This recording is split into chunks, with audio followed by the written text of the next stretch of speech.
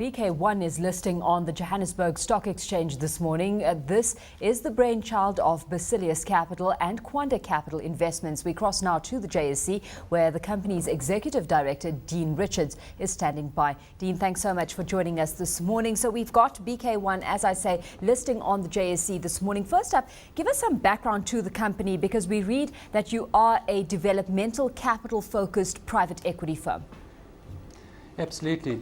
And when we talk about that space in the private equity market, you can almost look at private equity having various stages, right from the early stage, or you can almost look at this, for example, the venture capital stage, but that early stage that is very high risk. And then as you move along the value curve of private equity, you go through what we call the kind of the actual development side, and then the growth side, and then you get to the more mature side, or the kind of late development side, leading up to, in fact, the kind of listing of the company.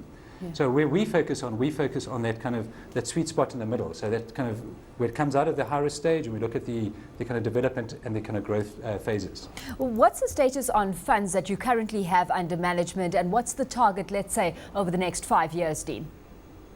Well, at the moment, with this listing, we've just got over the 200 mil mark. And obviously, going forward, we're pretty excited about our chances and in terms of our returns on those funds. And so, hopefully, going forward, we would like to grow this in the next 3 to 5 years to, in fact, quite a few billion rand. Okay, so take us through the offer that's on the table today, and why the decision to come to market now. What's the rationale? Okay, well, I think the rationale is in fact twofold. I mean, number one, obviously, if you're going to come to the JSE, what you want to do is you actually want to raise cash and you want to raise some money, and that's why we've done that. But if you look at private equity as well, one of the big issues with investors coming into private equity is basically to be able to trade, and that's one of the reasons why we have come. So you have to create some kind of liquidity, and you have to create that market. And obviously, the JSE is in fact the perfect vehicle for exactly that. Yeah. The second side is obviously what we would like to do is that when you've created this market, you would like to give a lot of feedback in terms of how those projects are going. So part of our whole focus is to inform our investors on a very regular basis about how those underlying projects are in fact going. Mm-hmm. Where your development, or where developmental capital is all about expansion and growth funding for early projects, I mean, what's your sense of the investment opportunity that South Africa currently presents? Yeah. Well, I think if you look at South Africa, I mean, if you take, one of the biggest issues here is really essentially around creating jobs. And I guess that's what's so important, in fact, about this type of listing, is that what we do is we actually create companies. We actually create and build companies. Mm-hmm. So this, and obviously when you do that, you will then create jobs. So for us, this is actually a very important part of that process. So in a way, if you kind of invest in this kind of business, in your private equity business, especially in this early stage kind of businesses, it'll be a natural conclusion that you will create, in fact, more jobs. In terms of potential, I mean, that's what we're looking at. Let's go through some of the projects that you've, in fact, identified already as potential targets. I mean, first of all, what kind of criteria do you use for your selection?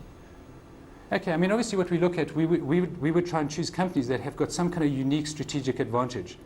So we would find something where there's some really good kind of tailwinds, where there would be high kind of barriers to actually entry as well. So those are the kind of choices that we would look at.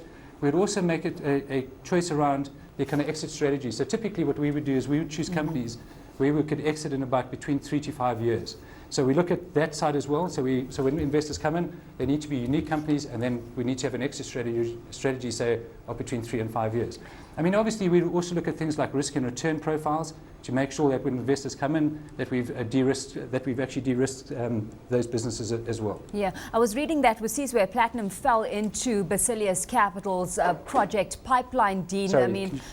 Oh, well, it seems that Dean's earpiece seems to have fallen off. Let's try and get that back in for him. While we do, of course, just taking a look at this company, as we've been talking about, it's focused on the private equity space, primarily in South Africa. We'll be taking some closer look at whether it spans across sectors and geographies as well. Dean Richards is back with us right now. Dean, let's pick up on that conversation, because taking a look at, what you've just highlighted, I was reading that Basileus Platinum fell into the Basileus Capital project pipeline. What demand are you catering to for this kind of funding, and does your interest span across sectors? Yes, it does. We're looking at about 8 different sectors, and essentially we would only get involved in the sectors once we actually understand those sectors very well. So, for example, if it's mining or whatever, and as you've pointed out, Basileus Capital did in fact launch overseas. When in fact that's a very good example of what Basileus Capital does. I mean, they created that company from in fact a concept on a whiteboard and took it right through to in fact a major listing. And so a lot of the underlying companies that we're looking at in different sectors that we understand will actually follow that same route. Yeah. What about on a geographic basis, Dean? How far does your reach extend? Because you highlighted that your exit strategy has to come in within 3 to 5 years. And we know that, you know, where exit options are an important consideration when investing in these companies, you know, across Africa, that could provide to be quite a challenge. Yeah, absolutely. And when I say 3 to 5 years, I mean 3 to 5 years in that Basileus Capital would have actually been looking at those companies for in fact some time. Essentially, they have a deal flow of about 45 deals.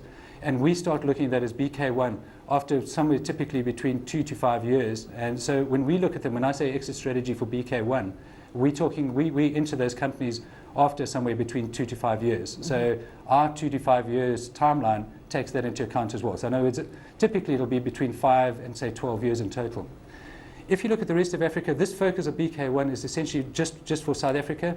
Going to the future, and with Basileus Capital, we do have businesses and we do have interests around Southern Africa, and we have plans to in fact go into the rest of Africa as well. In fact, we are there, but we can say probably about 20 to 30% of our businesses are actually focused into the rest of Africa.